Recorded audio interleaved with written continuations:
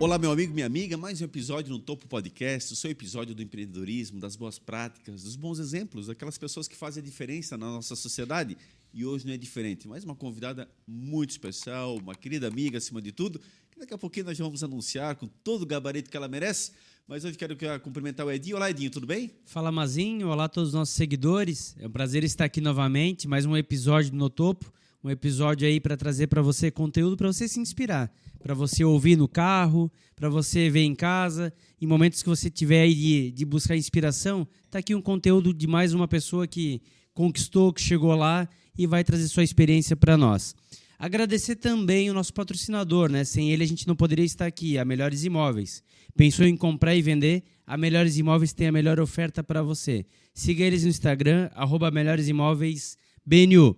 Fala, Sheila. É isso aí, e o Sebrae também está conosco, realizando análises constantemente e prevendo as mudanças que o comércio cotidianamente enfrenta. O Sebrae refina o olhar dos empreendedores catarinenses para uma tomada de decisão mais rápida e consciente. Então não perca tempo, faça o seu contato hoje mesmo acessando www.sebrae-sc.com.br e bons negócios. E aí, pessoal, tudo bem? Aproveitando, a gente pede também que você nos siga lá nas nossas redes sociais, no Topo Podcast, no Instagram e no Facebook. E para você que está acompanhando no YouTube, inscreva-se em nosso canal, ative o sininho de notificações. Toda quarta-feira tem conteúdo novo saindo. No Spotify, mesma situação, vai lá no nosso canal, procure, inscreva-se, escolha a sua plataforma favorita, nós estamos em todas, Spotify, Deezer, Apple Podcasts, Google Podcasts, que inclusive é gratuito, para você aí que não tem uma conta no Streaming Premium, pode acessar o Google Podcast, que é uma plataforma gratuita para você ouvir o nosso programa de maneira apenas em áudio, né? Então, fique à vontade, escolha o seu favorito e nos acompanhe sempre. Mazinho, quem é que está aqui conosco hoje? Olha, com muita satisfação, quero desde já agradecer a disponibilidade de estar aqui conosco. Querida amiga de longa data, excelente profissional do direito, a Fabiana Cunha, advogada da Volpe Advogados. Seja muito bem-vinda, Fabiana. Muito obrigada, muito obrigada. Fiquei muito feliz pelo convite, honrada também. Agradeço muito, tá? Principalmente por um bate-papo aqui contigo, que sabes que a gente tem uma parceria, uma sintonia, e eu adoro conversar com você. Fabiana, eu queria inicialmente, bem do princípio mesmo, entender essa tua imersão no direito, como é que surge, como é que pinta isso na tua vida, porque você é uma pessoa de vários talentos, eu diria assim, tem uma carreira fantástica, sempre foi muito dedicada em tudo aquilo que fez, passou pelo serviço público. Aliás, estava até analisando no currículo, até a Associação de Moradores fez parte. Foi. Como é que surge o direito nessa vida? O direito surgiu de uma vontade que eu tinha de entrar na carreira policial. Policial? Eu entrei para fazer direito porque eu fiz um concurso para Polícia Rodoviária Federal. Nossa Senhora! Eu estava trabalhando na prefeitura e eu sempre achei muito interessante a carreira policial, né? Assim, aquela história de começar como polícia e bandido e tal. Então, eu queria fazer Polícia Rodoviária Federal. Fui fazer concurso. No concurso da Polícia Rodoviária Federal não exigia, na época, nenhum cargo, nenhum nível superior, era só nível médio. Uhum. Mas tinha uma apostila, a gente compra aquelas apostilas para estudar sozinha, que na época não tinha essas coisas de aulas pelo YouTube, né?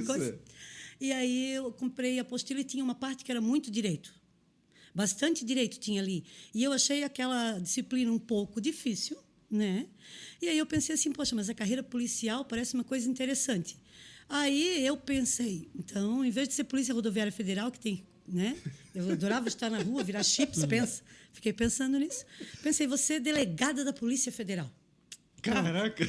Tá ali. Aí não, mas para ser delegado você precisa ter direito, não é nem qualquer outra atribuição. E eu entrei no direito com esse objetivo, vou ser delegado da Polícia Federal, vou participar de concurso, já estudando e tudo. Só que, agora que você disse que você também está fazendo direito, quando a gente entra no direito, a gente entra com uma visão e a gente, no decorrer do curso, a gente vê o quão amplo é esse curso, como ele te abre oportunidades e o que você pode fazer tudo com esta informação. Então, eu comecei com o intuito de ser delegado da Polícia Federal, que foi que me chamou para lá. Depois, no meio do caminho, eu queria ser juíza. E ao fim do curso, eu já estava achando bom se eu conseguisse tirar a OAB, né? Então, eu já estava achando bom se eu conseguia tirar a OAB. Mas o concurso continuou como uma coisa latente, fiz escola da magistratura, mas é que o direito no dia a dia, ele é uma coisa cativante também. Então, quando eu comecei a atuar com direito, aquilo também é muito realizador. E eu achei que ser advogada era uma coisa muito bacana, no fim, sabe? Assim, ó, depois eu comecei a ver que o concurso era uma coisa que podia ficar para depois, fui tentando, mas, enquanto isso, a advocacia, o exercício da advocacia foi me conquistando. E aí a gente vai trabalhando e a gente vê que a gente consegue ajudar pessoas, ajudar a aplicar a justiça, que você não precisa ser policial para isso. E aí, hoje, então, o que eu estou fazendo hoje é quase o que eu ia fazer se eu fosse delegada, que eu faço muito uma parte de assistente de acusação. A gente atua buscando a condenação dos bandidos e ir atrás de quem prejudica, auxiliando a autoridade policial, que é o que eu faço hoje, mais especificamente, que está a nossa especialização. Então, o direito ele vai te conquistando, né? A área do jurídico ele vai te conquistando, e aí você vai se encontrando, ou você não se encontra de vez, ou você vai se encontrando e vai se especializando, cada um numa área, e vai trabalhando em diversas áreas. Então, eu entrei no direito porque eu queria ser delegado da Polícia Federal, respondendo a tua pergunta inicial. É curioso isso, porque eu acho que não sei se muita gente sabe isso de você, né? Porque, de fato, querendo ou não, o curso ele vai entrando com várias disciplinas, e eu imagino isso. Você foi te moldando, não é à toa que depois a questão de delegada ali, juíza, de delegada para juíza, e, de fato, talvez hoje você, como advogada, você tem todos esses campos de atuação, dependendo do cliente, ele te traz propósitos extremamente audaciosos, inclusive, né? Situações que você tem que se desdobrar, e você acaba atingindo os seus objetivos. Indiretamente, você faz esse papel, como você mesmo falou, hoje atuando na área penal empresarial, né? Uma área bastante complexa, né? E que traz aí uma necessidade clara de bons profissionais para poderem realmente defender esse tipo de situação, mesmo que seja na situação acusatória, elementos mais diferentes, enfim. A área empresarial ela é bastante extensa, né, Fabiana? Assim, o campo do direito ele é muito amplo, como eu digo assim. Então, você que está fazendo direito, outras pessoas que fazem direito, eles têm uma gama de possibilidades gigante, né? E o estudo ele tem que ser contínuo. Mas, quando você começa lá na Faculdade de Direito, você tem umas áreas básicas, e nessas áreas uns se identificam mais. É engraçado, quando a gente começa, todo mundo diz assim, a pessoa entra se apaixonada pelo direito penal, né? Aí, no meio do caminho, ela namora com o direito civil, e, no final, sai fazendo trabalhista, porque é mais fácil, mais rápido para receber dinheiro. Então, tem umas questões básicas de quem faz o curso de Direito que segue por essa área. Então, mas tem um mercado muito amplo para todo mundo, né? A gente precisa, sim, fazer o que gosta, acima de tudo, né? Se especializar. A gente tem ótimos profissionais do direito do trabalho. O direito do trabalho é impressionante, assim, eu digo, sabe, a defesa dos trabalhadores, ou então mesmo a defesa das empresas, porque a gente tem as duas situações. Para quem atua com direito penal, o povo diz, como é que eu não faço a defesa do caso que o povo chama do bandido, não faço a defesa do acusado, né? A gente faz auxilia as empresas a recuperar valores que foram extorquidos, que foram alvo de fraudes e tal. Então, a gente tenta fazer essa postura e seguir nesse caminho. Mas a defesa, eu digo, de quem é acusado é um direito constitucional, está lá, todo mundo merece uma defesa técnica razoável, né? Tanto que, quando não acontece que a pessoa não consegue pagar, o Estado tem que fornecer. Defensoria Pública, né? Tem que fornecer, porque é um direito de toda pessoa, né? A pessoa, está defendendo bandido, não sei. Não é o que a gente faz ali no escritório, né? Até a gente atua, às vezes, para pequenas causas, umas questões mais simples, quando é alguma pessoa que já é nosso cliente, às vezes uma questão mais básica, mas quando é direito penal mesmo, assim, para defender uma causa mais grave, aí a gente até já indica uns parceiros, outras pessoas, porque não é o ramo do escritório. O que eu faço aqui, ali mesmo, é a questão acusatória, que eu digo, a gente ajuda desde a fase policial na investigação, até depois, como assistente de acusação, o Ministério Público, tivemos casos que o Ministério Público não recorreu, a gente fez o recurso na apelação, porque o juiz tinha absolvido, a gente recorreu 2, 3 casos e o Tribunal de Justiça reformou, condenou. Então, essa é a função. No fim, eu depois de um longo passo aí de trabalho, eu estou fazendo quase o que eu ia fazer quando eu pensei em fazer direito, né? Então, essa é a... Nossa, fantástico. Quer dizer, o próprio Ministério Público ele não se manifesta, você recorre e o tribunal acaba reformando exatamente essa decisão. Isso. Olha só o que está por trás disso. Quer dizer, o teu embasamento, toda a tua pesquisa, todo o teu propósito para poder chegar nesse ponto é isso, não é? Na questão, eu acho que todas as profissões você precisa estudar, saber o que você faz, né? Eu digo assim, sempre se aperfeiçoar, buscar se aperfeiçoar. E o direito tem muito isso, que é... Você precisa estar sempre em instrução, em transformação, em aperfeiçoamento, porque muda a lei muda muito facilmente, né? A gente tem alteração jurídica frequente, aí muda entendimento. Por enquanto os juízes estão entendendo dessa maneira, daqui a pouco surge um julgado diferente, os juízes entendem dessa maneira, e a gente tem as novidades que às vezes nem estão abarcadas pelo campo jurídico, que você tem que conseguir fazer o que a gente chama de analogia, que é juntar aquele caso, né, a subsunção, né, juntar aquele caso para o que a lei está dizendo. Então, é uma questão de estar se aperfeiçoando, de estar tentando estar sempre antenado e estar sempre atualizado com os entendimentos. Então, eu preciso, quando, por exemplo, às vezes o Ministério Público apresenta acusação. E, então, eu tenho que acompanhar essa situação.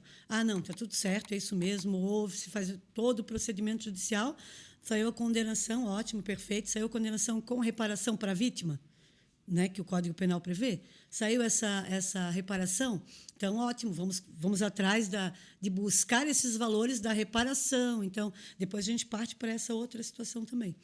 Mas... quando isso não acontece, aí sim a gente tem que recorrer. Ou então, o juiz não viu que o cara usou um explosivo à noite. Então, isso tudo são agravantes que a gente fala. E aí a gente, né, para não ser muito técnica, mas eu digo assim, a gente busca coisas que o juiz não deu. Os atenuantes são os agravantes. Isso mesmo. E aí a gente busca coisas que às vezes o juiz não deu, para aumentar um pouco a pena, porque aquilo foi, né, o cara fez um estrondo e aí recebeu 2 meses de pena. Né? Então, mas, enfim. Então, essa é a nossa função. Às vezes o Ministério Público não recorre, às vezes porque o entendimento dele acha que, né, cada advogado do Ministério Público são feitos, os promotores estão ali para fazer buscam essa questão. Muitas vezes eles acham que não compensaria, não vale, não tem obrigação de recorrer, como tem a questão do direito público, que tem obrigação de segunda instância, muitas vezes, né? Sempre recorre, né? Sempre tem o segundo grau de jurisdição quando perde o Ministério, quando perde o ente público, no caso, né? Porque para defender os direitos e os bens da coletividade. Mas, nesse caso, quando eles não fazem esse recurso, eu digo, a gente faz um recurso, a gente acha que é possível para ver se há condenação. Em alguns casos, a gente consegue reverter e de uma absolvição transforma uma condenação, ou de uma condenação que há 2 anos a gente consegue levar para um grau fechado, 4, 5, então a gente tenta estar nessa onda. Tem 2 meninos aqui que não são do direito, mas são especialistas em empresa. Todos os 2 aqui com uma carreira bem sólida, cada um em suas empresas. Então, conhece alguma coisa desse ramo aí? O dia a dia, né? Sempre se tem dúvidas, né? Sempre se tem... E aí o advogado ele acaba sendo um suporte muito importante para as empresas, às vezes até não cometerem atos ilícitos sem querer, né? E é isso que eu queria te perguntar, Fabiana, assim, que dicas, que dúvidas que mais acontecem? Como é que o teu escritório mais auxilia os empresários para até evitar o litígio, né? Para deixar como última instância mesmo? Olha, é uma ótima pergunta. E, assim, o que o escritório tem como premissa básica, tá? Evitar a judicialização. Então, assim, tanto que no escritório, o nosso forte é a assessoria preventiva. Tá? Todos os clientes, empresas que são nossos clientes, o que a gente busca é que eles evitem ser judicializados. Perfeito. Então, a linha é o atendimento primando para a pessoa estar no correto. Vamos fazer assim. Então, essa assessoria é sempre necessária essa assessoria preventiva ela é importantíssima. O empresário que é nosso cliente, a empresa que é nosso cliente, faz os questionamentos da mesma maneira que você fez, como empresário. Então, assim, o que é que eu posso fazer nesse caso para estar correto? E, com isso, eu estando correto, eu evito judicialização. Entrar no judiciário, fazer questões ilícitas, às vezes, não que o empresário quis fazer algo ilícito, alguém achou que aquilo estava errado, então, demanda contra ele, contra nossos clientes, ou o nosso cliente teve alguma situação que precisa demandar contra alguém, né? Então, essa área jurídica, a gente busca sempre a prevenção da judicialização. Engraçado que o advogado, eu não quero judicializar, mas é que você entrando com uma ação na justiça hoje, qualquer coisa que você tenha que buscar o judiciário, você não sabe exatamente o que você vai ter de volta. Além da morosidade, né? Quando você vai ter de volta, porque a gente tem muitos processos, né? A questão é muito judicial. Evidente que, assim, tem casos que são certos, né? Assim, mas a gente não pode sair dizendo, é 100% de certeza, o advogado dizer isso. Não dá, a gente não consegue, porque, como eu disse agora há pouco, muda muito, muda a lei, no meio do caminho muda a lei, e aí o teu caso já era, morreu. Sim. No meio do caminho muda o entendimento do STF, do STJ, e o teu caso morreu na casca. Então, a gente não tem que demandar com o judiciário. Você precisa, quando necessário, sim. O judiciário está aí para isso. A gente não pode, menosprezar o judiciário. Eles fazem um serviço excelente, a gente tem ótimos juízes, só que tem muito trabalho. Então, assim, qual é a dica que a gente dá? Você precisa se preparar com bons contratos, com boa assessoria, né? Fazer a coisa certa desde sempre, para que quando você realmente aconteceu de ser demandado ou você precisar demandar, entrar no judiciário para isso, você esteja bem respaldado. O meu contrato era assim, eu fiz a coisa certa, o judiciário vai te atender, né? Pode demorar um pouco com essa demanda, só que eles vão acabar vendo que estava ok. Mas o que a gente não pode garantir, né? Eu digo assim, você vai ganhar 100 mil de indenização. Não dá. A gente não tem como dizer isso. Às vezes, alguns advogados buscam uma forma, às vezes, de fazer alguma... eles formam teses e buscam situações. Cada um trabalha de um jeito, né? Não dá de dizer... Eu digo que cada um atua de uma forma. No escritório, a gente busca atender a questão preventiva. Fazer o certo, principalmente contratual, porque as empresas fazem negócio com empresas. Isso vai ter um contrato. Então, esse teu contrato tem que estar bem feito, né? Então, com alguém que entenda da área. Quando você faz contrato com empresas de tecnologia, o advogado que vai fazer o contrato de tecnologia, ele tem que entender um pouco, pelo menos, da regra de tecnologia. Tem que entender da regra do negócio para conseguir orientar o cliente, que é a empresa, a fazer um bom negócio, fazer um bom contrato. E isso também se atualiza, né? Tá aí a LGPD agora estão em evidência que há 3, 4 anos atrás ninguém nunca tinha ouvido falar. Então, isso muda toda a regra do jogo também, tem que se atualizar. Exato. E com uma assessoria especialista, ela vai te trazer isso, né? Isso mesmo. E assim, como eu já disse, você também já comentou, as regras mudam, né? As regras do direito mudam. A doutrina, né?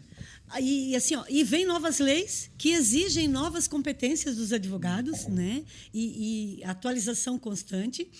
E estar antenado com isso, com uma boa assessoria, como você disse. Que, assim, agora os teus contratos, eles vão ter que prever uma coisa de LGPD aqui, uma cláusula.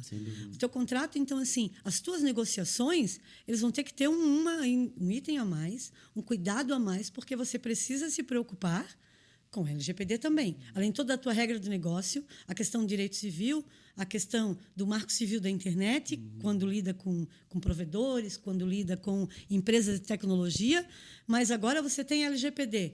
E aí o escritório tem que se informar, estar à frente, sempre se aperfeiçoando, treinando, entendendo aquela situação, estar dentro das associações, sociedades, né? Institutos que tratam de...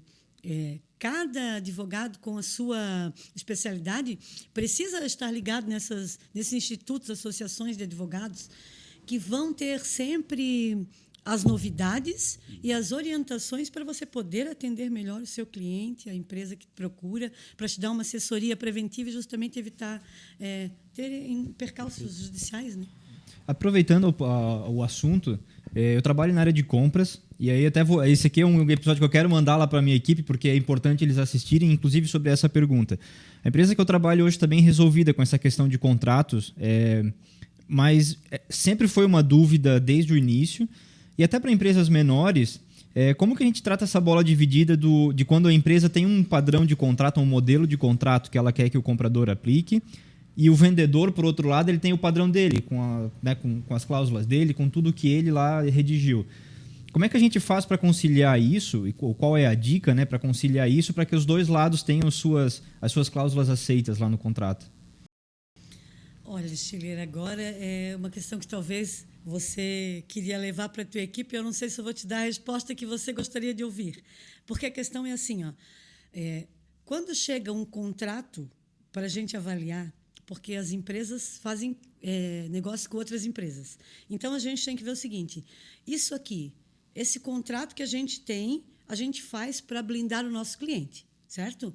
O contrato que a outra empresa faz para blindar o cliente deles, ok? Então, você tem que juntar essas informações e aí não é nem quase o advogado que vai decidir isso, é o gestor do negócio, porque você tem a tua parte jurídica que vai te dizer assim, essa seria a melhor situação. O jurídico deles vai dizer essa seria a melhor situação. E é uma questão de negociação. Um vai ter que ceder de um lado de outro para chegar no entendimento. E às vezes não é nem ceder, é você conseguir conjuminar essas duas informações. Porque às vezes as coisas podem andar em conjunto. E a gente não tem que ficar nessa história de um perde e outro ganha, né? Todo mundo tem que estar respaldado. E se for duas bancas que são bancas, eu digo, éticas e corretas, eles vão se ajustar e o contrato vai ficar bom para todo mundo. Porque eu não quero ver o teu mal, eu quero que o negócio dê certo. A empresa não quer que o cliente quebre, ele quer que o negócio dê certo. E quando a gente quer que o negócio dê certo, é preciso que, no contrato, isso também aconteça. E o contrato, às vezes, a gente tem que... eu vejo sempre o contrato como uma coisa assim, para se der errado. Tu faz um contrato para se a coisa der errado, você vai correr para ele. Tá? Porque é quando ele vai ser usado mesmo, né? Se der tudo certo, tu vai esquecer que existe contrato. É verdade. Né? O contrato, para mim, é uma coisa que você faz assim, prevendo se alguma coisa der errado. Então, tudo que pode dar errado tem que estar ali. Então, eu vou prever o que pode dar errado para mim, que é você não pagar. Você vai prever o que pode dar errado para você, que é eu não te fornecer o que foi contratado. E isso tem que estar bem amarrado. Né? Agora, o que a gente entende? O que bate ali muitas vezes? Eu vou fazer um negócio com um cliente ou com um fornecedor que tem a mesma equiparação. Nós temos a mesma força. Eu vou poder negociar em pé de igualdade. Eu vou fazer um contrato com um cliente que tem um contrato completamente amarrado, só que aquele é o meu cliente mais top. Então, assim, ele é um cliente multinacional. O contrato dele funciona no mundo inteiro da mesma maneira e ele não quer mudar uma vírgula. Aí vai ser uma questão de uma decisão do gestor. Eu vou fazer contrato dessa maneira, eu vou fazer uma negociação dessa maneira, ou eu vou brigar e os caras não vão aceitar? Então, eu perco aquele fornecedor. Eu vou ter que ter essa maleabilidade. O gestor com assessoria jurídica. Tá? E eu sempre digo assim, numa questão de compliance, por exemplo, né, a gente precisa entender meu ponto de vista, tá? Podem ter outros advogados que pensem diferente por ali. E é o que eu digo para os meus alunos na sala de aula, assim, você tem que saber qual é o teu risco. Esse contrato aqui, se der errado, você vai ter que pagar isso, isso, isso. Tá? Quer fazer um negócio assim? Eles não vão mudar essa cláusula. Tá? Quer fazer um negócio assim? O teu risco é esse. Você alerta, né? A decisão é do gestor. Isso mesmo, perfeito. Porque o jurídico ele não pode decidir pelo gestor, porque o negócio é do gestor. O jurídico vai decidir, nós decidimos o nosso escritório aqui. Mas né? É importante o jurídico interpretar, né? Porque às vezes o gestor ele não sabe sozinho interpretar. Então, isso, o jurídico ele traduz isso aquilo. Se acontecer isso, o seu reflexo vai ser esse. E aí você decide. Isso mesmo. O bom seria se você conseguisse colocar essa cláusula, sabe, para resolver isso. Com isso, você estaria respaldado aqui, ali, acolá. Mas muitas vezes a gente não consegue. A gente não consegue alterar a cláusula de um contrato milionário, às vezes, com uma empresa gigante. Você não consegue. Você vai ter que dizer para o teu cliente só simplesmente assim, isso aqui está dizendo isso. Se tu pecar aqui, você vai pagar isso aqui. Se acontecer isso, vai acontecer isso. Tá? E, além de tudo isso, ainda assim, ó, você tem que se preparar porque você não respaldou essa parte aqui, porque eles não aceitaram colocar essa cláusula. Mas a nossa função é, como disse Edinho, né? Alertar. Tá? Alertar e dizer assim, então, esses estão os teus riscos. E aí vai do gestor, do dono do negócio, assumir o risco ou não. Que é o que vocês, empresários, fazem todos os dias. Né? Todo dia o empresário sai, vamos ver quais são os riscos que eu tenho que assumir hoje. Se eu não quiser assumir de risco nenhum, como eu já vi em muitos entrevistados aqui de vocês, né? Eu digo assim, ó, se ele não quiser assumir risco nenhum, ele não cresce. Eles vieram aqui, eu escutei os convidados de vocês, eles vieram aqui, eles dizem assim, ó, é porque é assumindo risco, botando a cara, a tapa para quebrar. Então, mas a assessoria jurídica, ela vem para ajudar esses empresários a dizer assim, o teu risco é esse, juridicamente é isso, tem essa situação, e aí a gente pode tentar resolver assim, assado, né? O contrato seria bom se você conseguisse colocar isso e isso. Quando é do outro lado, uma empresa equivalente com uma outra banca, a gente consegue fazer ótimos contratos, tá? Então, e principalmente para as de compra, venda, então essa linha toda, porque essa situação, e assim, ó, não é só com quem você compra, tá? Tem que ser para quem você vende. Porque, do outro lado, às vezes, se você não orientar bem também quem está comprando de você, quem está comprando teu serviço, teu produto, eles podem não entender bem o negócio e depois dizer que o serviço não foi bem prestado, daí vem, de novo, a judicialização para cá também. Então, a gente tem muito isso também. Mas acho que isso foi uma evolução que eu tenho percebido, Fabiana. A gente trabalha no ramo têxtil, e é muito latente no ramo têxtil, mas acho que em vários ramos, essa importância que é dada para os contratos hoje. Talvez há 10 anos atrás não se dava tanto. Se fazia o negócio, às vezes nem contrato tinha direito. Isso. Hoje em dia, tudo está muito bem cuidado, até por causa disso, né? Talvez até pelas quantidades de ofertas que existem, as trocas de fornecimento e etc., elas são muito latentes. Então, com isso, os contratos são muito mais executados do que eram, talvez. E aí, com isso, essa assessoria se torna ainda mais importante. Porque se você faz o contrato já pensando que talvez ali na frente pode ter uma rescisão ou algo que não seja cumprido, a assessoria é fundamental para fazer o contrato corretamente. Isso. E eu vejo que esse tempo demandado das empresas para o contrato tem sido agora maior. Antes era, não, só assina lá e deu. Agora se discute mais, se analisa mais. Isso, de modo geral, tenho percebido isso. E aí a importância da assessoria é ainda maior. Isso mesmo. Isso mesmo. A gente... Quem faz direito sabe que o contrato, necessariamente, ele não precisa ser escrito. Tá? Você, quando entra num carro de aplicativo, você fez um contrato. Um contrato de transporte de pessoa. Que, em algum momento, quando você usou o teu aplicativo, você aceitou as regras do contrato. Então, nem todo contrato ele é escrito. Quando eu entro no ônibus, é um contrato de transporte de pessoa, transporte público de pessoa. Quando eu entro no restaurante, é um contrato de fornecimento de serviço. Tem uma lei que ampara isso por trás de qualquer forma. Exato.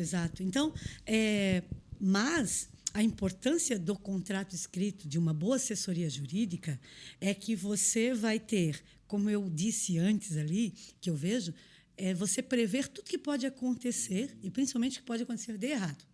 Então, assim, e o que pode acontecer de certo. Mas, como a gente disse, se der certo, então a gente está tranquilo, nem lembra que o contrato existiu, né? O contrato.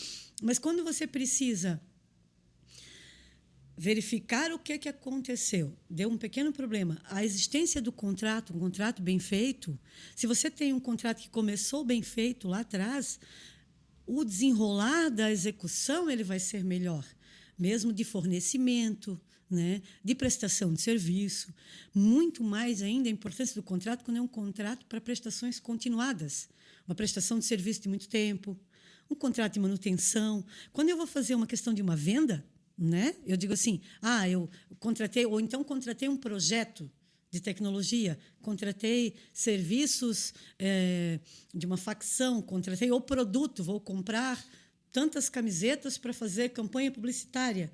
Então, ali eu tenho a parte da proposta, o produto, acertamos, beleza, o pagamento é feito dessa maneira, o meu contrato pode ser mais curto, talvez a importância não se apresente tão relevante, né? Porque você ajusta, paga, resolve. Quando é uma coisa mais demorada por um tempo, uma prestação mais continuada, você vai ver que a existência do contrato, ela se torna mais importante, porque você vai ter aí uma situação um pouquinho mais complexa. Mas mesmo quando você faz contratos de compra, por exemplo, de um apartamento, né? Eu digo assim, quando você envolve aí questões, quando compra apartamento na planta, por exemplo, né? Eu digo, você vai ter que ver muito bem como é que está o contrato ali, porque às vezes tem regras que podem não te ajudar muito se você quiser resolver a situação. Bem que a gente, como você disse, tem leis que amparam e às vezes para o consumidor tem uma série de regras, né? Eu digo, para o consumidor vai ter cláusulas aí que podem ser anuladas, mas para tudo isso você vai precisar procurar o judiciário, entrar com uma ação judicial. Então, às vezes, Até isso porque tudo... tem cláusulas leoninas, né, Fabiana? Tem situações que só beneficiam um lado da moeda e de forma aviltante. Então, realmente, nem tudo que está lá, de fato, é cumprido, tem que ser cumprido, né? Tem empresas que se passam, literalmente, e prejudicam diretamente o cliente, né? Você tem só um lado olhando para aquela esfera. E o que eu queria destacar da questão do contrato ali, que eu acho que, pegando todo esse rol de entrevistas que nós já fizemos aqui, quando tem um grande negócio, a pessoa só olha o lado positivo, realmente. Ela se empolga com aquilo. Isso. E aquilo ali quase que veda ela. E aí, imagina chegar a figura de um advogado e dizer, olha, só queria te alertar o seguinte, se der errado, tu tens aqui uma seguinte situação a cumprir. Mas isso é muito importante, porque na hora do oba-oba, daquela questão, nossa, está fechando, vai dar certo e tal, é mil maravilhas. Só que, de repente, nós já acompanhamos histórias aqui também, o cara resolveu parar de fornecer o produto, resolveu simplesmente não te atender mais. Mas como estava indo tudo bem, não tinha um problema. As pessoas só ligam com o relacionamento pessoal, nós sempre nos temos muito bem, nós sempre fomos muito amigos, mas tem coisas que fogem do relacionamento pessoal, questões de mercado mesmo. De repente, aquela empresa decidiu não atender mais essa praça. Mas se tu vai me deixar sem o produto, eu vou fechar as portas. Aí a importância, por exemplo, do contrato. O que o contrato entre vocês previa? E aí, linkando até com a tua fala, de longa duração, por exemplo, essa relação já era longa. Então, quanto mais longa, mais estabilidade a gente vai adquirindo e mais comodidade, já não se dá mais bola para muita coisa. Tudo é meio que no fio do bigode, porque sempre deu certo. São duas áreas que são honestas, correlatas, éticas, mas de repente parou. E agora? Como é que a gente fica? E a gente precisa...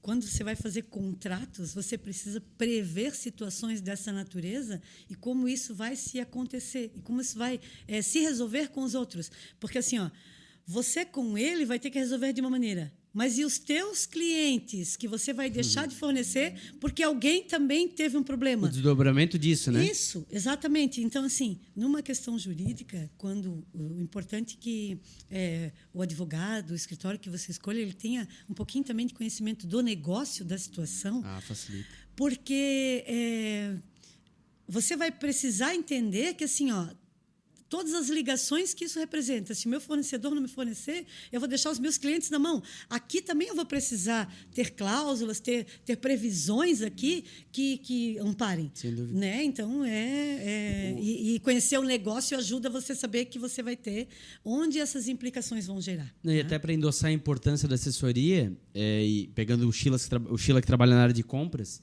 eu vi um caso recentemente onde o contrato não foi assinado, o comprador desistiu de comprar.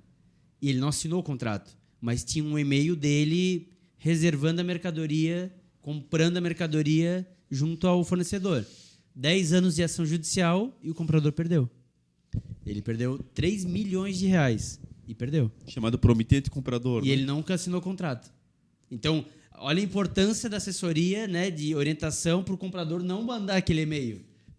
Ou aquele e-mail ele é um contrato também, de certa forma. E está ali, é causa dada, julgada e perdida. Então, como é importante a assessoria, não só no contrato, mas até comportamental e de forma de se relacionar.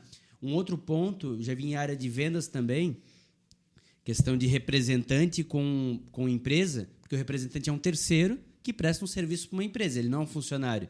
Mas é muito comum ele requerer vínculo empregatício, né? Porque ele está ali exclusivamente para a empresa, etc. E aí, usar a palavra meta, quando um cara da empresa cobra uma meta do representante, induz, aliás, que ele está sendo obrigado a fazer. Então, os advogados orientam... Que é grau de subordinação. Orientam usar expectativa, uma palavra. Como já muda uma causa para ganhar ou para perder. Então, como é importante ter essa assessoria para conseguir saber como se comportar numa relação empresa-empresa para não gerar alguns possíveis passíveis aí que possa ter, né? Principalmente assim, uma boa assessoria na área trabalhista vai te blindar de uma série de incomodações posteriores. Então, uma empresa grande ou empresas pequenas que trabalham, que têm funcionários, que têm, né, eu digo, colaboradores, às vezes terceirizados, às vezes colaboradores PJ. Então, cada situação precisa ter um respaldo, e quando você tem essa assessoria jurídica que consegue, eu digo assim, expor para você como você deve atuar desde já, Verdade. né? Desde agora, vou fazer o negócio, vou contratar uma empresa, um colaborador para fazer um projeto aqui dentro. Ele não vai ser meu funcionário, eu vou contratar a empresa dele. Ok, mas vamos ver se essa empresa está como empresa mesmo, se depois isso não vai gerar um vínculo. E não é que o advogado, volto a dizer, tenha que impedir o negócio. Ele vai ter que orientar para que você tenha os riscos e você tenha as possibilidades de fazer aquilo da melhor maneira, dentro da lei, né? Seguindo as regras, mas que você consiga gerir o teu negócio com os menores riscos possíveis. Então, essa é a ideia. E você ter uma boa assessoria vai te evitar que você tenha uma assessoria preventiva, vai evitar que você precise, depois do advogado, para o contencioso, para a ação judicial. Mais caro, né? Que assim, é que gera uma energia. Mesmo... desculpa. Mesmo na questão, assim, direito de família, né? Eu digo quando as pessoas não conseguem se ajustar, direito trabalhista, para a empresa, questões empresariais, questões sucessórias, quando as pessoas não se entendem, não conseguem chegar num consenso, vai demandar custo. Sim. Custo financeiro, custo de tempo, custo emocional, custo de energia. Porque, assim, as pessoas que entendem das energias do universo, tem gente que vai muita energia no processo judicial. Ninguém vai feliz numa área dessa, né, Fabiana? Que não tem um litígio, é uma briga entre duas pessoas, né? Ninguém pode ir feliz para isso. É evidente que traz problema para os dois lados. Né? Quando é empresa que não leva para o lado pessoal, assim, empresa com empresa, o negócio não deu certo, vamos negociar o contrato, essas empresas. Quando é dois amigos, como você diz, vai ter a emoção das duas pessoas. Sim. Quando é duas empresas, eu nem sei quem é o setor de compras, eu nem sei quem é o dono da empresa, é a minha empresa contra aquela empresa. O custo é financeiro, de tempo, porque a pessoa vai ter que contratar o advogado.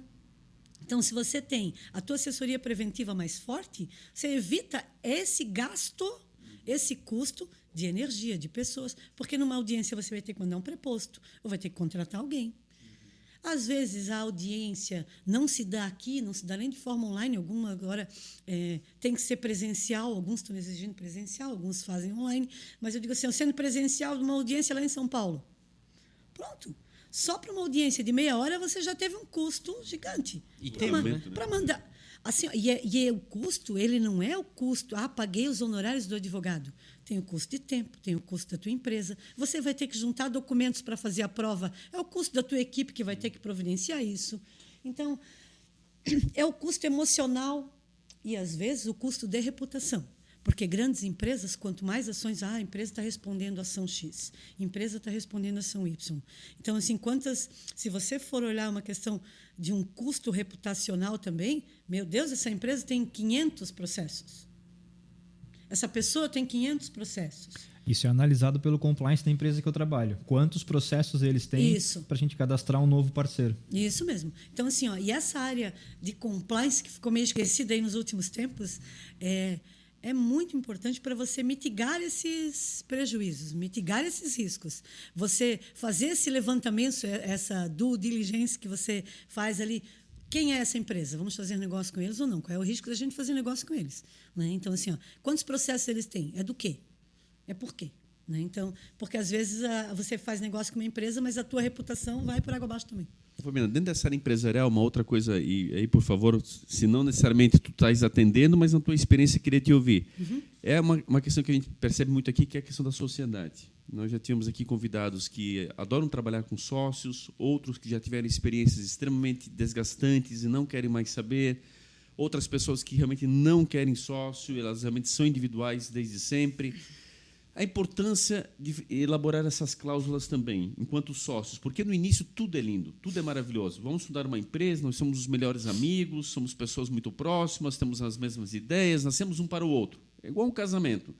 Só que com o passar dos dias começam os desgastes, um trabalha mais, outro trabalha menos, aí precisa trabalhar no sábado, não fica, vai para a praia, o outro fica na empresa, aí esse que fica na empresa começa a se desgastar com quem está na praia. Você vai vendo que várias questões pequenas, a princípio, vão diminuindo esta parceria, até que chega o momento do rompimento. Inclusive, nos últimos convidados aqui, teve um passo bem traumático com o rompimento, quando eles acertam um fornecedor muito bom, literalmente eles rompem. E a mesma história que tu comentou, só olhar o ponto positivo na hora de fazer a sociedade, só vira os ganhos e não vira os ônus. Isso, e aí o cara que em tese é mais ético diz assim, não, leva tudo para ti então, leva tudo para ti, mas eu não podia dar isso tudo. Só que, cara, eu sou um cara muito ético, eu não quero confusão, leva tudo para ti e tal. E é tão certa essa história ali que depois essa marca vem atrás desse cara que deu tudo. A própria marca diz, não, nós queremos trabalhar contigo, não com quem você deu a marca, porque você é o cara correto.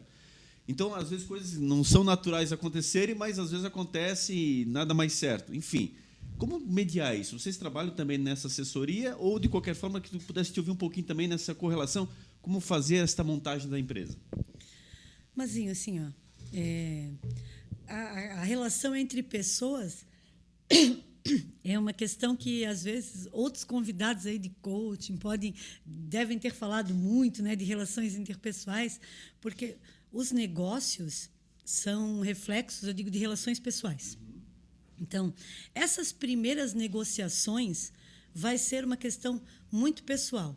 Mas nossa recomendação sempre é assim, ó, vou formar uma sociedade. Procure uma assessoria. Porque, assim, ó, qual é a melhor forma de sociedade? Bem de contratual mesmo, de isso. Você pôr no papel. Qual é a melhor forma societária para isso? Né? Qual é a minha... como é que eu vou reger, como é que eu vou seguir a minha empresa daqui para frente? Então, assim, o que é que eu quero na empresa? Isso você chega para o advogado e o advogado vai trazer para você essas possibilidades do que você tem. Então, assim, ó, quero abrir uma empresa. Tá, mas eu não gosto de sócio. Vou fazer uma sociedade unipessoal e vou trazer ele como parceiro. Posso? Tá? Posso fazer. Ah, não, vamos fazer uma sociedade. Tá, o contrato aqui vai ser como? Que cláusulas a gente vai ter?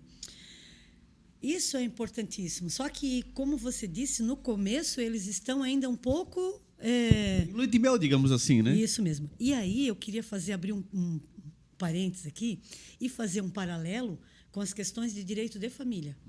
Sabe, porque quando você vai fazer uma sociedade empresarial, a gente pode trazer muito uma analogia quando você vai casar. Tá? Quando as pessoas vão entrar no relacionamento afetivo, eles começam namorando, assim como os empresários. Olha, nós temos tudo para dar certo, eu acho que o meu negócio dá aquela liga, eu me dou bem com isso, você se dá bem com aquilo, na nossa sociedade uma empresa ficaria muito legal. Muitas vezes se conhece na faculdade, né? Já gera uma empresa. Exato. Mesma coisa no casamento. Tá? E assim, ó, mas qual é a melhor forma, qual é o melhor regime de bens? Porque quando está todo mundo casando, o povo não pensa, é tudo lindo, maravilhoso. Qualquer opção está ótima. Isso. E na hora, quando vai chegar a um final isso, tá? É que a gente vê que situação que se pôs nessa questão. Da mesma forma que a gente trata a questão empresarial, porque aquilo é um casamento comercial. Exato. Um casamento é um casamento amoroso. E quando a gente entra, você diz, eles entram tudo muito na felicidade. Sim.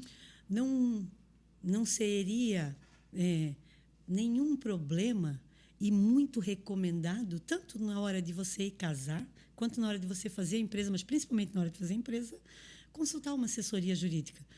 Vai lá, conversa com um especialista, verifica, nós queremos fazer essa sociedade, nós vamos casar. Tá? Quais são os regimes possíveis, o que eu posso fazer, que cláusulas eu posso colocar, faço ou não faço um contrato antinupcial, vou fazer uma empresa, quais são as regras de cada um. E aí volto naquela questão que esse ponto deve ser pensado e se der errado. Exatamente. E se der errado?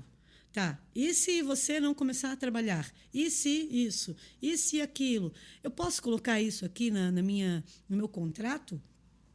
Às vezes você não vai colocar isso bem no teu contrato social, mas você vai fazer um outro documento especificando regras, você vai fazer essa informação.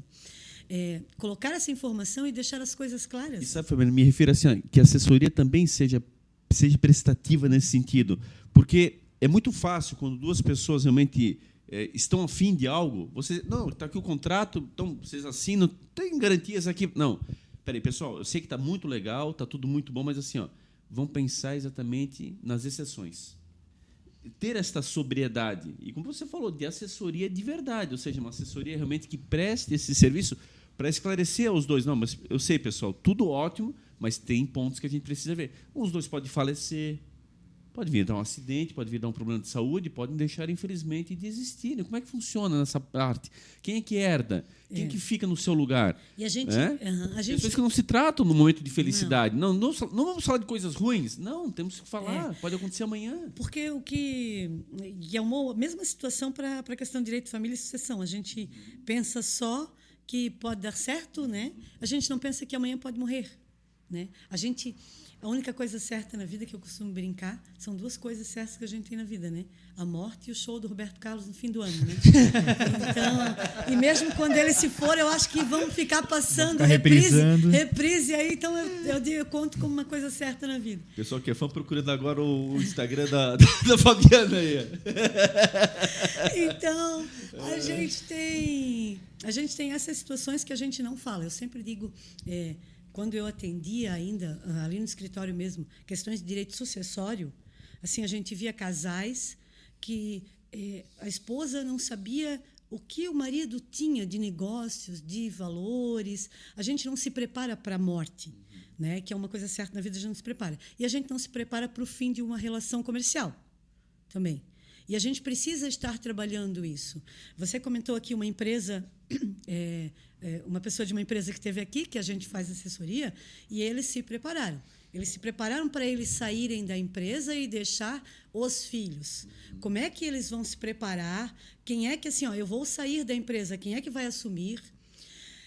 E você falou assim, e se morre, fica para quem? A gente tem, muitas vezes, pequenos empreendedores, né, que nascem, às vezes, sem muitas possibilidades. Então, assim, eu preciso criar um MEI. Tá? Então, para começar o meu pequeno negócio, porque eu vi aqui diversas empresas, assisti aí, pessoas que começam com pouco, começam do nada ali, e aí eles precisam se regularizar. Então, eles primeiro vão ser MEI, primeira coisa. E aí vai lá na Praça do Empreendedor, forma sua empresa, tá ótimo, começa a trabalhar. Ele nem sonha em pegar uma assessoria jurídica ainda. Ele não tem condições também. Tá? Apesar de que eu acho que, não sei se pode fazer aqui um jabá, mas pode, eu digo fica à vontade. O Sebrae faz isso muito bem. Sim, esteve aqui conosco, inclusive. Isso, eu vi também uma pessoa do Sebrae. A Ionita, gerente regional, esteve aqui. Isso, eles fazem isso. E é altamente recomendado, porque eles dão aquela assessoria básica. Muito bem, comecei a crescer. Vou ter um sócio, vou mudar a minha constituição jurídica, vou virar uma sociedade unipessoal, vou virar um empresário individual. Então, agora começa a crescer a coisa, eu devia começar a se preocupar. Vou fazer uma sociedade. Até antes, a gente não tinha tanta possibilidade. Né? Eu fazia uma limitada e tinha que ter um sócio, e botava lá um cunhado com 1%, só para incomodar depois. Né?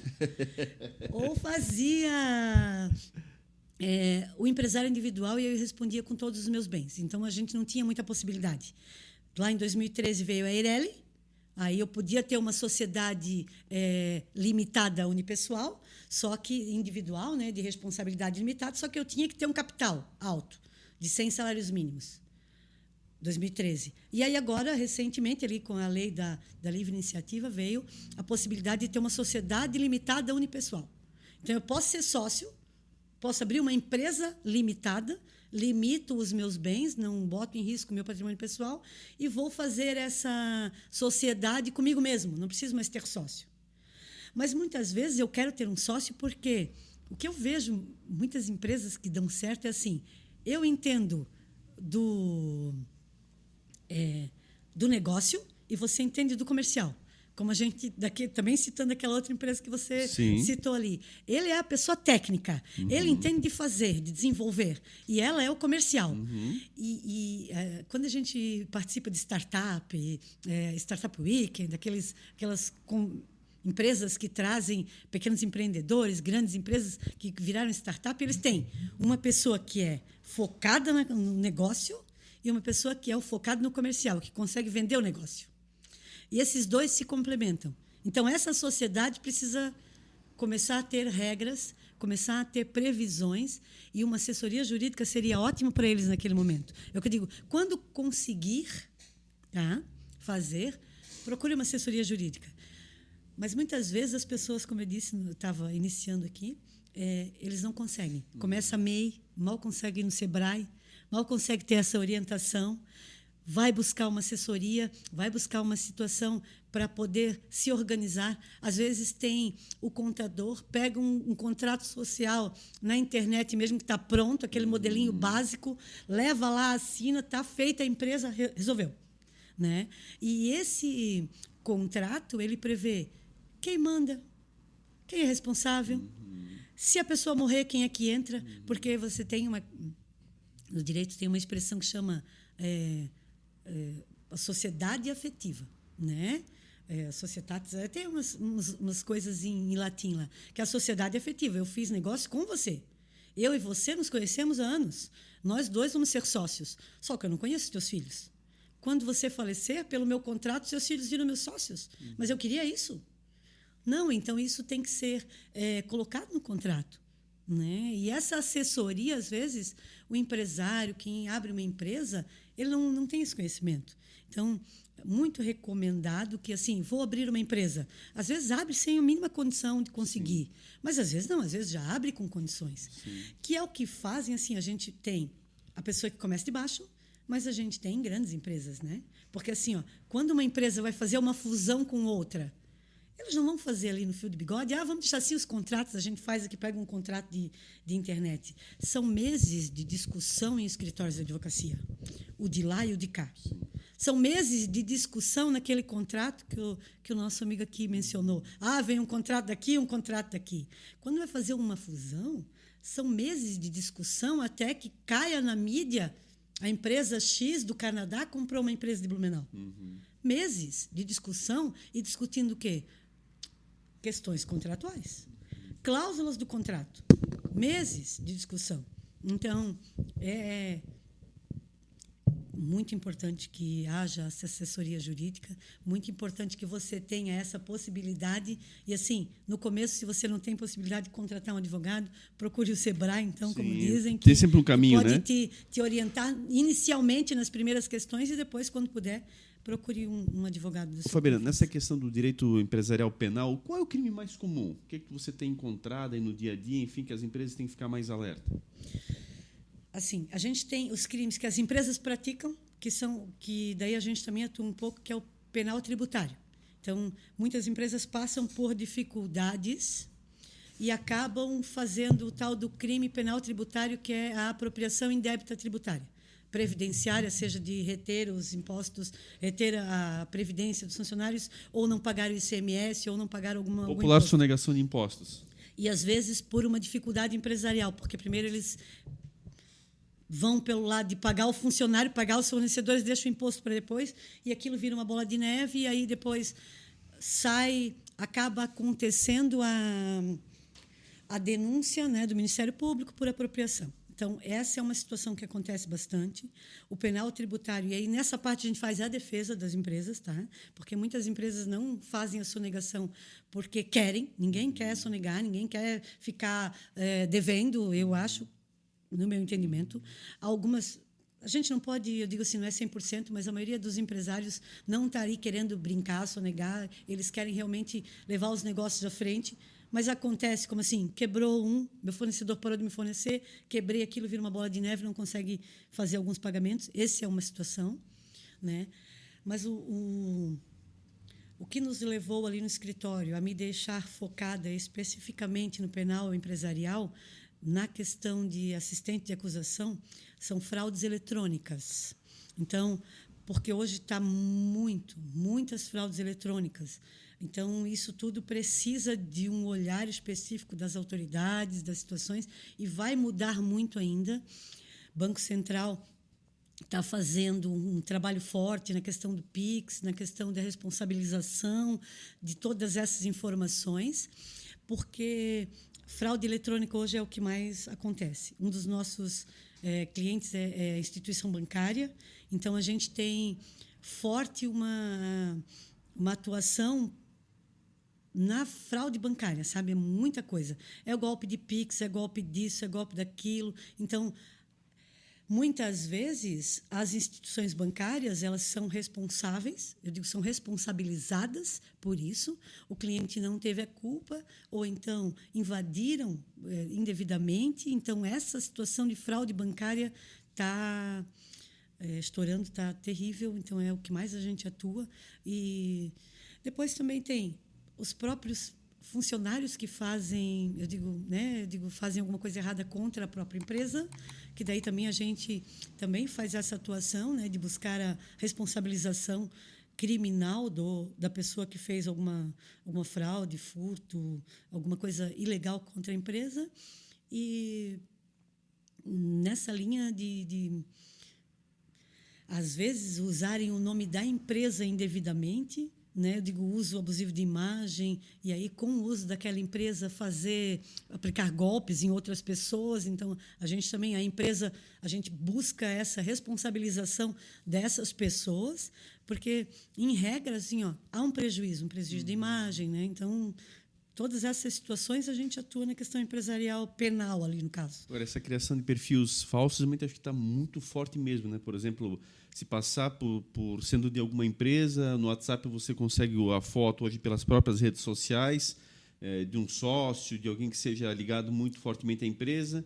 Você cria um usuário nesse sentido, você passa a ter um número de celular, e aí você vê a carteira de clientes dessa empresa, determinado cliente em potencial, manda uma mensagem para esse cliente se passando por ser alguém ativo da empresa e pedindo uma transferência por determinado produto, enfim.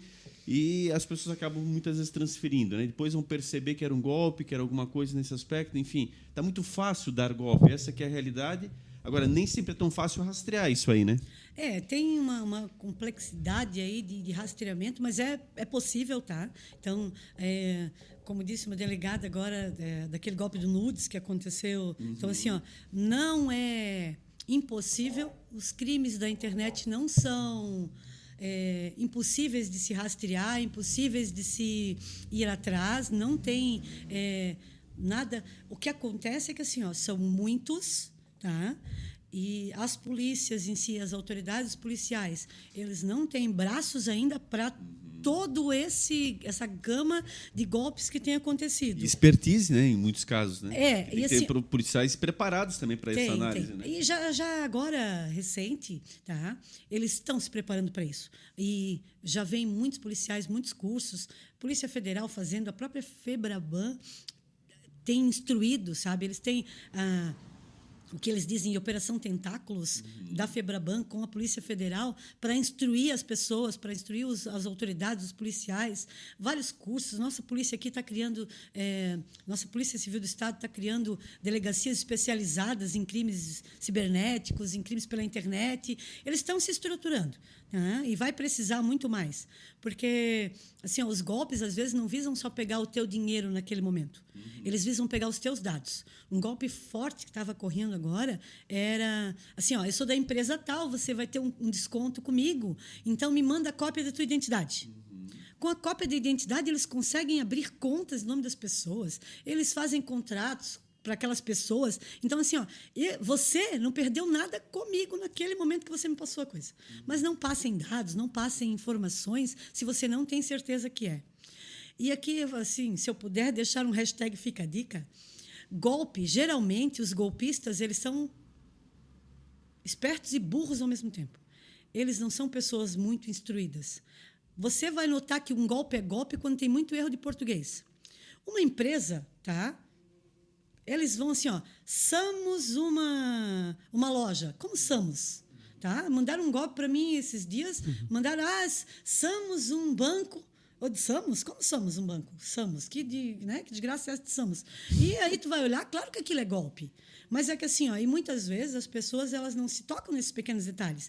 Tava lá a foto da loja, tava lá o telefone, não sei o quê, link da rede social. Não queremos nada, não transfira dinheiro para nós, não sei o quê, mas mande sua identidade aqui para mim. Oi? Né? Como manda sua identidade? Não é por aí. Então, a gente tem que ficar muito alerta.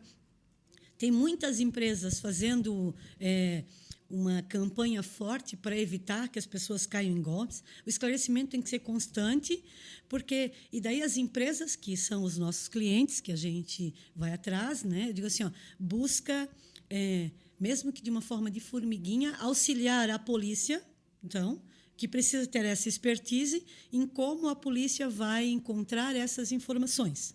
Tá? Então, quando a gente faz essa assessoria, a gente já leva basicamente para a polícia um serviço pronto. Tá? Para facilitar para a polícia, já identificando, ó, é esse cara aqui, é esse aqui, é essa situação aqui. Então, a gente já leva para a polícia esse pronto.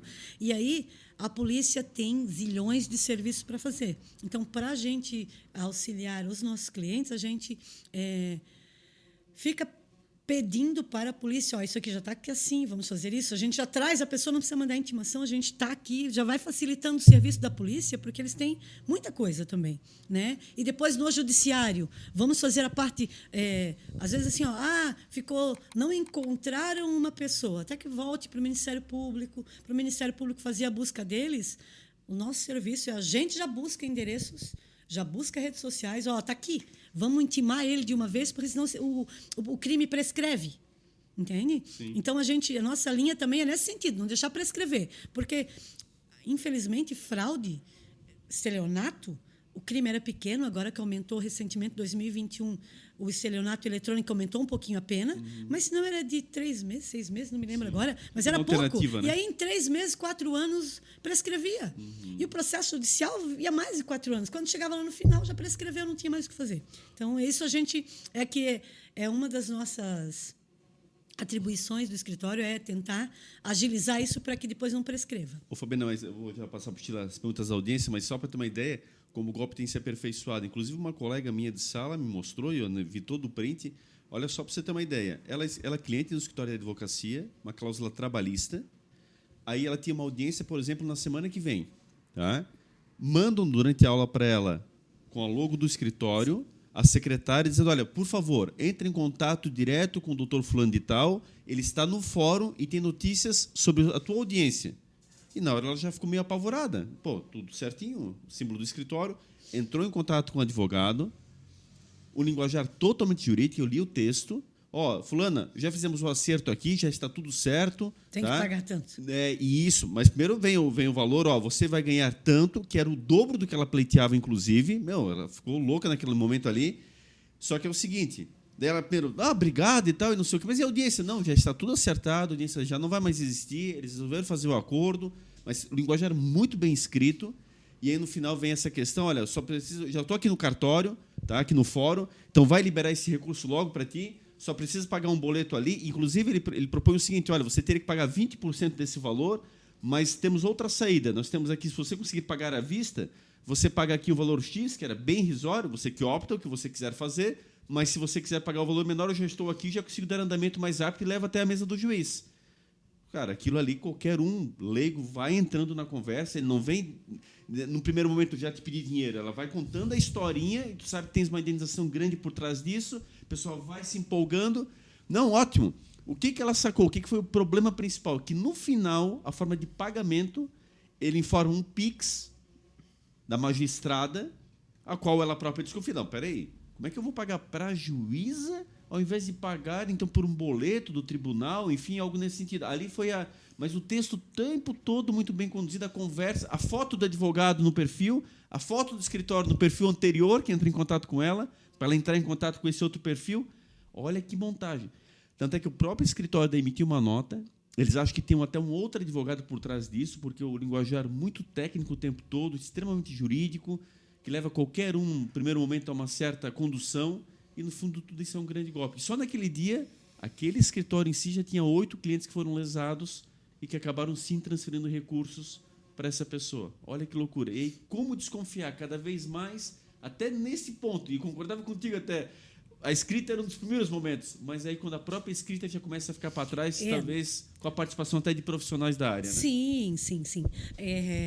O que eu disse ali, que eles escrevem Samos, é a maioria, tá? A maioria dos golpes básicos de Pix tem isso, mas eles se aprimoram. Tem uns que dizem que as justificativas deles, para quem não conhece, tinha uma história do empréstimo lá. Você tem aqui, nós temos que resolver o seu score e a Receita Federal, e daí vai pagando. Né? Vai pagando. Para resolver o score, R$200. Para resolver o não sei o que, vai pagando. E essas de escritório de advocacia, eles deram uma aprimorada no linguajar jurídico, sim, e com certeza, não sei, tá? Assim, a gente não dá a dizer que tem advogados por trás, talvez estudantes de direito, né? Alguma coisa assim, ou às vezes até com o auxílio do ChatGPT hoje consegue fazer um linguajar jurídico aí que caiba na situação, mas o próprio escritório ali, a gente fez alertas, porque estavam também usando, botavam lá os telefones, a gente recomendava, e tinha muita gente que tem ações que está há anos no judiciário, né? Às vezes com processos sobrestados, eu digo parados no STF, no STJ, porque é repercussão geral, é coisas como aqueles negócios de abono da caixa, telefonia, isso parou tudo, alguns estão fazendo acordo, mas eu digo, para tudo. Então, o cliente faz anos que não tem uma notícia, né? Porque eu digo assim, liga para lá, porque a gente vai ligar quando tem alguma informação, ou eles ligam, a gente passa informação, está parado ainda, mas aí ele recebe uma notícia dessa, eu tenho, mas eu nem lembrava mais como é que era, e a linguajar é certo, e eles, do escritório, a gente não teve nenhum que teve prejuízo efetivo. Tá, mas tentaram aplicar o golpe. Vários clientes nossos ligaram para o escritório e foi assim uma leva. Durante um tempo, eles basicamente pegaram o escritório e ficaram fazendo isso para esse escritório aqui. Depois, certo, foram para outros. E, justamente, tem colegas que trabalham em outros escritórios. Essa semana está aqui, estão atacando o nosso escritório. Essa semana são os escritórios da Volpe. E aí ligavam e mandavam WhatsApp, e aí os clientes ligavam lá para a gente, geralmente pessoas mais de idade, que estão com processos mais antigos, e dizendo, tem dinheiro para receber? Eu queria... E aí é engraçado que assim, a imagem do Dr. Marlon é muito forte. Eu queria falar positiva. Eu queria falar com o Volpe. Né? Eu queria falar com o Volpe porque parece que me ligaram, eu queria ver se é isso mesmo. E aí a confiança que eles têm no Dr. Marlon, porque lá atrás eles entraram em contato com o Marlon. Eu queria falar com o Volpe. O Volpe está aí? Porque não, eu recebi uma ligação, quero só confirmar se é isso mesmo.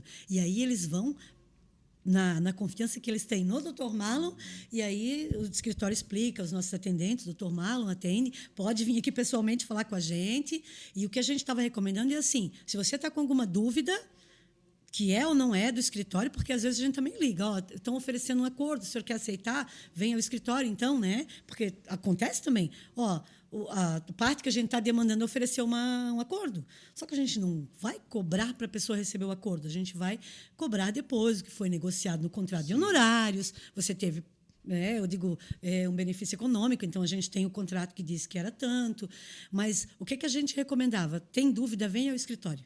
Olhe para o seu advogado, é você mesmo, você que está me cobrando isso aqui, você que está me pedindo isso. E o que eu digo é que, assim, que esses geralmente eram senhores mais de idade, pessoas mais de idade, que têm muito esse vínculo ainda de conhecer o Dr. Marlon, né? O Volpe, vou lá falar com o Volpe. Então, vai lá conversar com ele pessoalmente, e aí chega no escritório, vai lá ver a estrutura do escritório, o escritório está lá o Volpe mesmo em pessoa para atendê-los e dizer, não, isso aí é golpe, não cai, que é outra história, né? Então... só para finalizar, mas assim, o lado negativo dessa história é que uma ferramenta tão ágil como o WhatsApp, que poderia facilitar e facilita, vão acabar deixando de utilizar, porque de fato não está dando mais, as pessoas passam por perfil fake e estão enganando. Então, quando vem uma mensagem que é de vocês mesmo, eu vou passar a desconfiar. Será que é mesmo? Sim. Então, daqui a pouco o próprio escritório já não usa mais, e quando já é tão ágil para a vida da gente, né? A gente está em reuniões, está em sala de aula, está em situações, não dá para ficar atendendo. O WhatsApp ele é fantástico, mas diante do número de golpes, tu começa a desconfiar de tudo, daqui a pouco uma mensagem que é real, não dá bola, desvaloriza, pode perder um prazo, pode perder um valor, enfim, por conta dessa dificuldade, né? É isso aí. Legal, vou entrar nas perguntas da audiência. A gente já estourou nossa 1 hora de programa e é curioso porque normalmente assuntos mais jurídicos não são tão bons. E hoje está fluindo bem, tá gostoso de ouvir a conversa, de ouvir. Tá muito legal mesmo. Eu tô de espectador aqui, o primeiro ouvinte, estou adorando. Eu separei uma pergunta aqui. A gente já abordou várias coisas do que foi perguntado, mas eu separei uma que a gente não tratou e que eu acho bastante importante. A Daiane perguntou assim, ó: quais são os direitos trabalhistas dos empregados em caso de demissão pós-licença maternidade ou licença médica, mesmo que a empresa justifique que a demissão não tem relação com a licença? Olha, essa é uma pergunta bem específica, tá? Uma pergunta de uma consulta jurídica. O que a gente recomenda justamente é que cada caso seja avaliado de uma situação, né? Assim, eu digo que procure justamente o seu advogado, porque a gente tem que ver assim, ó, que situação que ela estava, né? Ela saiu da licença médica. A licença médica era era um acidente trabalhista ou era só uma licença médica normal? Porque, às vezes, a gente tem uma coisa que é aquele auxílio previdenciário da licença normal e tem o auxílio acidentário. Então, tem pessoas que foi um acidente e aí ela, entrando no auxílio acidentário, teria uma estabilidade pós-acidente, mas se é só um auxílio previdenciário por doença, auxílio-doença, eles não têm estabilidade. Tem que verificar na situação de cada pessoa como é que é a sua convenção coletiva de trabalho. Algumas convenções coletivas prevêem uma estabilidade pós-retorno. Então, durante um tempo que eu lecionei legislação trabalhista para o pessoal de RH do SENAC, eu pedia para eles trazerem as convenções coletivas de trabalho. Então, eu vi muitas convenções, e tinha coisas ali que tinham muitos direitos que a gente não sabe, porque não está na lei, não é o geral, o normal. E, então, é super recomendado que a Daiane, né, isso que você disse, da audiência, ela realmente procure verificar com um advogado especializado, tá? Para verificar essa situação, porque não é tão simples. O advogado vai precisar avaliar a legislação, qual era o tipo de contrato que ela tinha, né? Que contrato que ela tinha? Ela estava na experiência, ela não estava na experiência? Era um contrato temporário, não era um contrato temporário? Porque você tem contratos temporários também. E aí você precisa verificar o que regia ali para ela, em que época que ela foi demitida, porque a gente passou por um período de pandemia que a regra mudou. Veio medidas provisórias e algumas viraram lei e algumas não. Então, tinha validade só para aquele tempo. Então, cada situação precisa ser avaliada com mais cuidado, né? E para dizer que direitos efetivamente ela tinha, a gente teria que avaliar a convenção coletiva da área dela, porque a convenção coletiva ela amplia, às vezes, direitos. Como eu disse, eu vi convenções coletivas que tinham direitos que a gente não sabia. Uma estabilidade pré-aposentadoria. Não está efetivamente na lei, mas está na maioria das convenções coletivas. Então, isso é uma regra que vai ficar para eles. Tá? Então, ela precisaria realmente verificar com mais detalhe qual é a situação, porque não há estabilidade pela lei pós-retorno de auxílio-doença, por exemplo. Eu me afastei por doença. Quando eu voltei, eu posso ser demitido?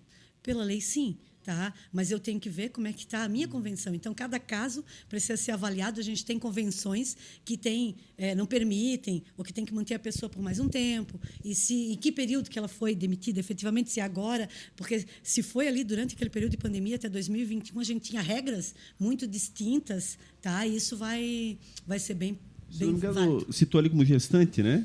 Licença maternidade e licença médica. Tem dado muito isso, Fabiana. Eu penso que a pergunta dela veio ao encontro, tem gerado uma onda de demissões, muito. Inclusive, estava uma discussão muito forte esses dias nos meios de comunicação, que algumas mulheres estão deixando de engravidar pelo medo de serem demitidas. Porque, pela lei geral, na verdade, ela não tem estabilidade, né? Quando ela retorna, ela pode acabar sendo exonerada. Faz parte do jogo, Ela tem um prazo ali de estabilidade, tá? Mas é pequeno também. O prazo da licença maternidade ali... São os 4 meses, né? Isso mesmo. Então, ela tem ali uma questão de uma pequena estabilidade gestante. Mas depois ela pode ser demitida. Ela pode ser demitida. Isso está muito em voga. E é uma preocupação que a gente luta pelos direitos das mulheres e tal. E ainda assim, existem muitas empresas que fazem uma busca por mães, porque vai depender da situação de cada empresa. Qual é a necessidade de diversidade na sua empresa? Né? Eu digo assim, eu tenho uma empresa que eu preciso ter uma visão de uma mãe. Né? Eu não sou mãe. eu penso diferente da pessoa que é mãe. Então, assim, essa diversidade de pensamento e possibilidade enriquece uma empresa. Sem dúvida. Mas vai depender de que propositura você quer, né? Eu digo, se eu tenho uma empresa de construção civil, às vezes uma pessoa que é mãe, que está amamentando, não vai ser ali no braçal, ela não vai me ser tão útil naquele momento. Mas se eu sou uma empresa do ramo de tecnologia, que estou fazendo alguma coisa, a mãe, ela ser mãe ou não vai fazer a diferença. Então, cada gestão... a gestão da empresa, ela tem que avaliar. E eu acho que a diversidade é muito rica. Não devia ser uma forma... eu digo assim, porque a pessoa é mãe, não vou querer engravidar porque vou perder o emprego. Não devia ser a questão, né? Mas a gente sabe que, às vezes, ainda tem um pouco. Mas eu digo...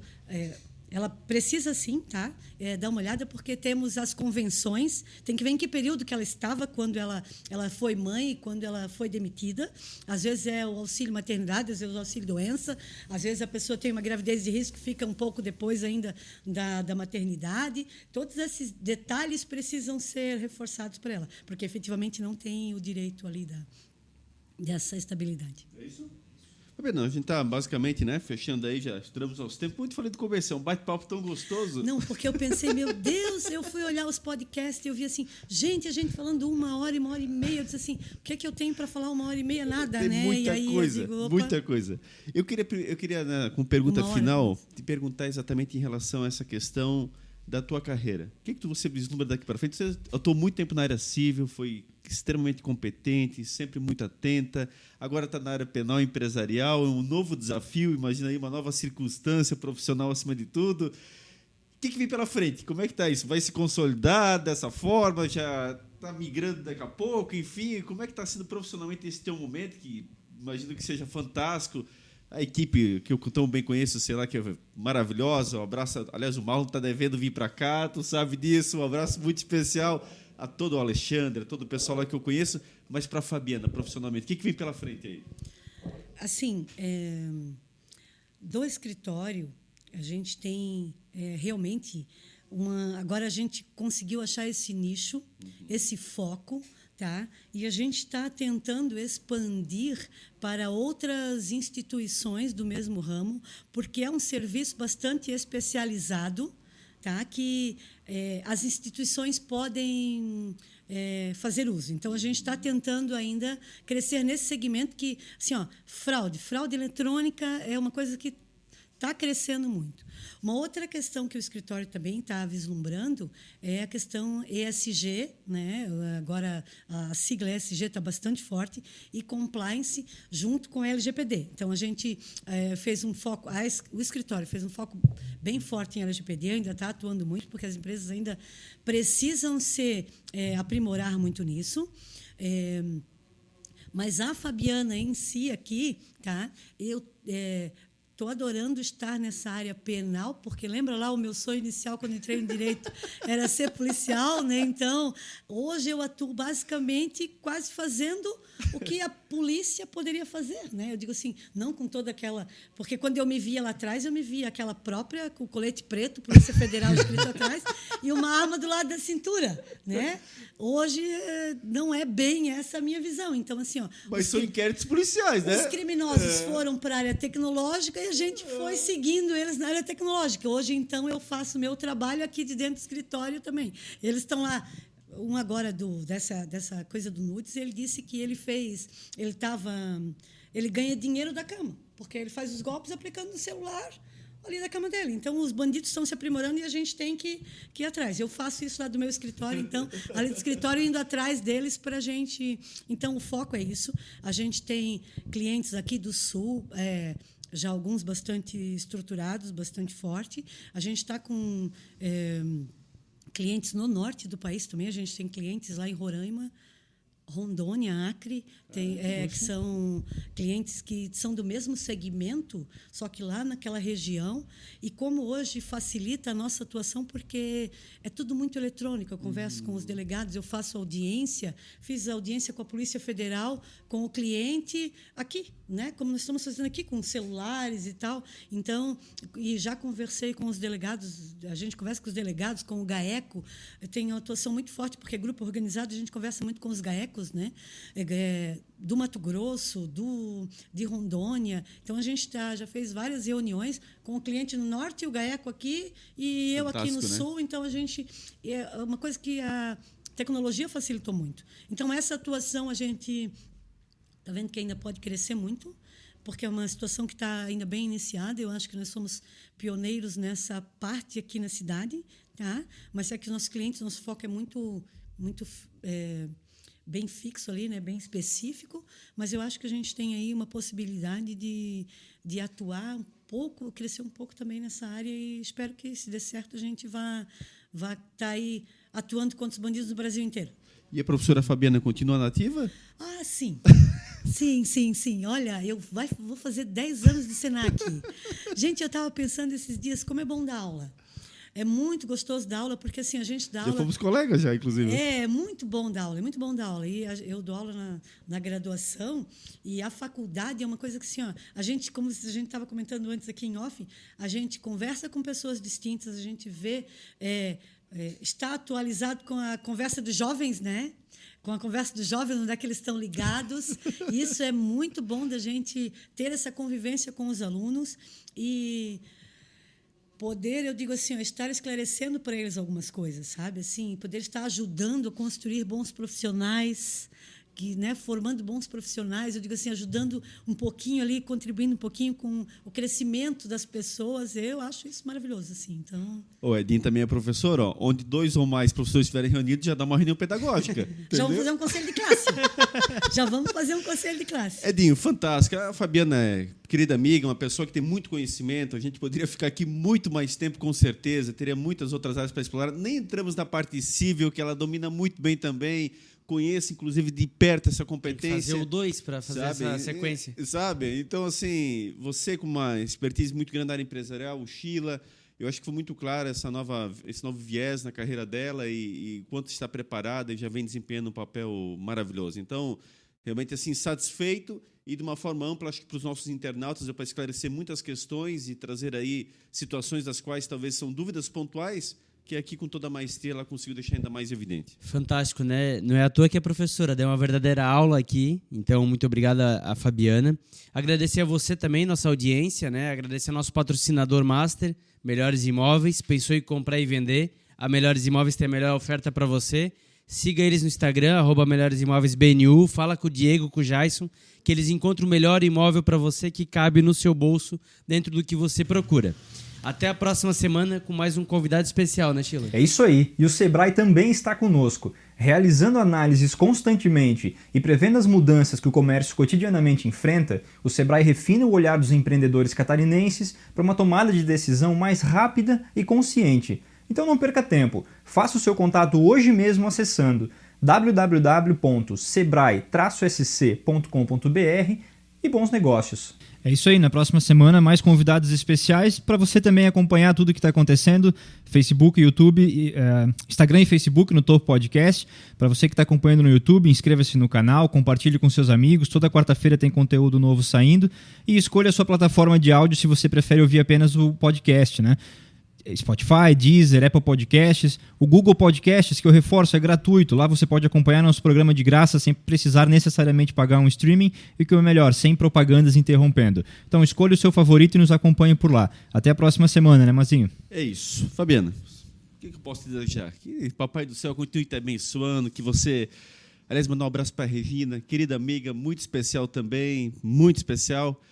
Que você possa continuar sendo essa pessoa humana, fraterna, competente naquilo que faz. É uma pessoa que, onde passa, irradia a luz. E, para mim, é um orgulho muito grande essa amizade.